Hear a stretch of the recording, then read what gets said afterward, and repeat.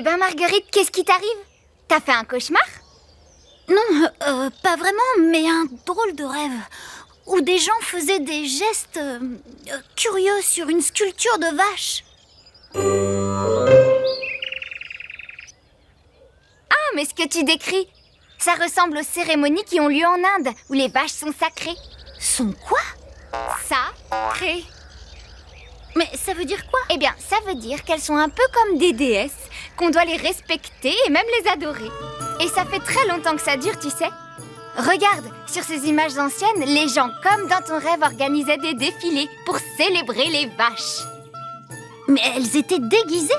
Elles le sont encore aujourd'hui, et avec énormément de couleurs très vives. Waouh, c'est magnifique! Je suis sûre que ce costume me rendrait encore plus belle. Quoique, elle doit avoir trop chaud, ça doit pas être facile de vivre là-dessous. Tu as raison, mais tu sais, c'est seulement pour les jours de fête. Le reste du temps, les vaches en Inde ne sont pas habillées. Ah, elles vivent comme nous alors? Eh bien, pas tout à fait quand même. En Inde, les vaches vont et viennent où elles veulent, même dans les villes. Elles sont considérées comme des animaux très importants qu'il faut protéger et avec qui les Indiens vivent tous les jours. On peut même en croiser dans les magasins. Mais pourquoi elles sont sacrées, ces vaches? Eh bien, dans les histoires anciennes de l'Inde, on dit que la vache est la mère de l'univers. D'abord parce que c'est elle qui fournit le lait qui peut nourrir les humains.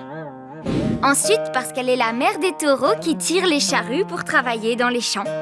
Et puis parce qu'avec sa peau, on peut fabriquer des vêtements. Et enfin parce que ses bouses servent à faire du feu. Donc on est un peu des déesses, nous les vaches. Oui, pour les Indiens, mais pas ici. Et puis tu sais, dans d'autres pays, ce sont d'autres animaux qui peuvent être considérés comme des dieux. Dans un village du Ghana en Afrique, ce sont les singes qui sont sacrés. Les humains les considèrent comme très précieux. Ou encore, dans un autre petit village d'Afrique, ce sont les crocodiles qui sont particuliers. Ils sont traités comme des animaux domestiques. Sans moi, les crocos. Moi, je préfère les habitudes indiennes. D'ailleurs, je me sens complètement sacrée tout à coup.